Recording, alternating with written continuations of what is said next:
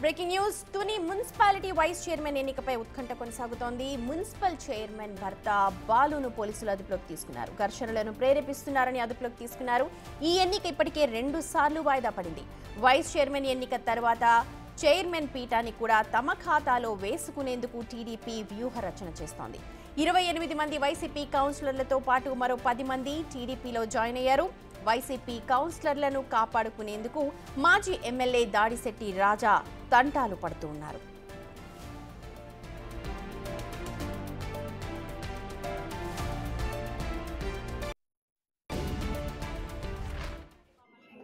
నిన్నట్లాగే ఈరోజు కూడా ఎంట్లో నిల్చోబెట్టి ముందు టీడీపీ రావడం మమ్మల్ని పైకి పంపించి వెనకాల మమ్మల్ని పంపించి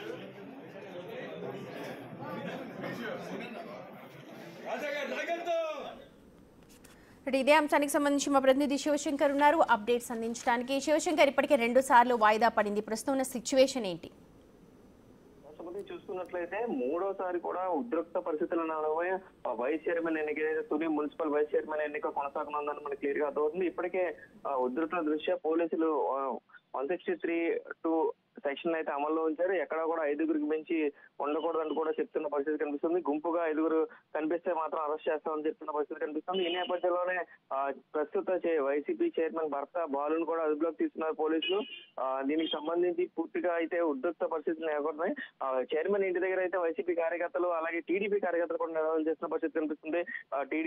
టీడీపీ కార్యకర్తలందరూ కూడా వైసీపీ కౌన్సిలర్లు అందరూ కూడా తమకి న్యాయం ఏ పార్టీ ఏది న్యాయం చేస్తుందో ఆ పార్టీకి న్యాయం చేసే పార్టీకి మాత్రమే స్వచ్ఛందంగా ఓటు వేయాలి, ఎవరికి ప్రలోభాలకి గురి కాకూడదంటూ కూడా చెప్తున్న పరిస్థితి కనిపిస్తుంది. అయితే ఇప్పటికే 10 మంది కౌన్సిలర్లు టీడీపీలో చేరడంతో ఇంకొక 4 ఓట్లు మాత్రమే రిక్వైర్మెంట్ ఉంది. ఆ 4 ఓట్లు కనుక టీడీపీకి పడితే కనుక ఎక్స్ అఫిషియో ఓటు ఉంటుంది. టీడీపీ ఎమ్మెల్యే కాబట్టి ఖచ్చితంగా 15 ఓట్లు టీడీపీ కనుక వస్తే వైస్ చైర్మన్ ఖచ్చితంగా కూడా టీడీపీ ఖాతాలో పడుతుందంటూ కూడా ఇప్పటికే శివశంకర్, చాలా మంది వైసీపీ నేతలు టీడీపీలో జాయిన్ అయ్యారు. అయితే ఇప్పుడు మాజీ ఎమ్మెల్యే దాడిశెట్టి రాజా తీవ్రంగా తంటాలు పడుతున్నట్టుగా తెలుస్తోంది. వైసీపీ కౌన్సిలర్లందరినీ కూడా కాపాడుకునేందుకు ఉన్న వ్యూహరచన ఏంటి, ఏం చెప్తున్నారు ఆయన?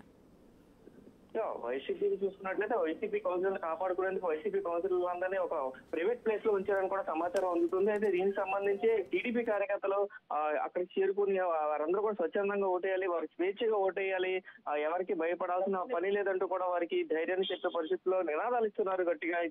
అయితే చూసుకున్నట్లయితే ఖచ్చితంగా ఆల్మోస్ట్ టీడీపీకి కైవసం చేసుకునే పరిస్థితులు ఎక్కువగా కనిపిస్తున్నాయి. ఎందుకంటే ఆల్రెడీ 10 మంది కౌన్సిలర్లు వెళ్ళిపోయారు. ఎక్స్ అఫిషియో ఓటు ఉంటుంది, అంటే 11 ఓట్లు సుమారుగా టీడీపీ వైపే ఉన్నాయి. అయితే ఒక్కొక్క 4 వైసీపీ కౌన్సిలర్లు మాత్రం టీడీపీకి అనుకూలంగా ఓటు వేస్తే కనుక ఖచ్చితంగా వైస్ చైర్మన్ టీడీపీ ఖాతాలోకి వస్తుంది. అయితే టీడీపీ ఖాతాలో వైస్ చైర్మన్ వచ్చిన తర్వాత అనంతరం కూడా చైర్మన్ పై కూడా అవిశ్వాసం పెట్టాలని టీడీపీ యోచిస్తున్నట్టు ఆ చైర్మన్ కూడా టీడీపీ ఖాతాలో వేసుకోవడానికి వ్యూహాచన చేసినట్టు కూడా సమాచారం అందుతుంది. సుమతి, శివశంకర్, ఇప్పటికే బాలుని అదుపులోకి తీసుకుని ఉన్నారు. నిన్న జరిగిన రభస కూడా అందరి దృష్టికి తెలిసింది. జాయింట్ కలెక్టర్ ప్రస్తుతం దీని అంతా కూడా అబ్జర్వ్ చేస్తున్నట్టుగా తెలుస్తోంది. ఆయన ఏం చెప్తున్నారు ఈ పూర్తి వ్యవహారంపై? ఎన్నిక సజావుగా సాగాలి, ఎటువంటి ఉద్రిక్త పరిస్థితులు లేకుండా పోలీస్ పికెటింగ్ కానీ పూర్తిగా అయితే పోలీసుల అదుపులోకి మున్సిపల్ ఏరియాను అంతా కూడా తీసుకున్న పరిస్థితి కనిపిస్తుంది. సబ్ కలెక్టర్ అబ్జర్వర్ గా ఉన్నారు. ఖచ్చితంగా ఈ రోజు ఎన్నిక జరిపిస్తా అంటూ కూడా అధికారులు అయితే చెప్తున్న పరిస్థితి కనిపిస్తుంది. క్లియర్ గా ఏదేమైనప్పటికీ కూడా వైసీపీకి కావచ్చు టీడీపీకి కావచ్చు ఏదైనా ఈ రోజు మాత్రం ఎన్నిక సజావుగా సాగేలాగైతే పూర్తి స్థాయి చర్యలు అయితే అధికారులు చేపట్టారని చెప్పుకోవాల్సి. Right Shivshankar, thank you so much. ఎట్టి పరిస్థితిలో ఇవాళ ఎన్నిక జరిపి తీరుతామని అధికారులు అంటున్నారు. చూడాలి మరి ఎన్నిక ఎంతవరకు సజావుగా జరుగుతుందో.